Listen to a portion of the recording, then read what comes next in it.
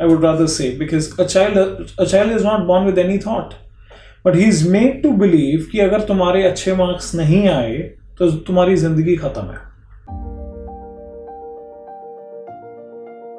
So in a world which is so fast paced, right, wherein you see what's happening, depression is on the rise, the suicide rates are going up, people are unhappy. We just had, I think last to last year, the happiness index report said that India scored 122nd position in the entire world, and that's pathetic, right? Now what you see is that the foundation of the country, the way we have a foundation of a building, the foundation of the country is studying in the schools, right? We are the youngest population, right? The foundation of the country is studying in the schools, and when the kids come out in the real world, they are made to believe that academics, if they don't do well in academics, their life is going to finish. Not a good result means life comes to an end. That's what they start believing because of the conversations happening around. It can be from people around them.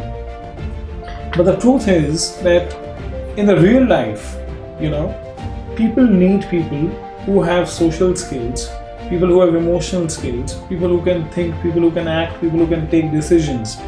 The real world is a very different world, right? But school life, we think, we have been made to think, I would rather say, because a child is not born with any thought, but he is made to believe कि अगर तुम्हारे अच्छे marks नहीं आए तो तुम्हारी जिंदगी खत्म है. Today we know that there are kids who were kids before, now they're adults in the real world, and they were not great in academics, but today they are doing wonders, right? So your overall development in the real world matters much more than other things. Yes, academics are important, but is academics the end of life? No. You need a combination of mindset, skill set, and probably book set, the academics.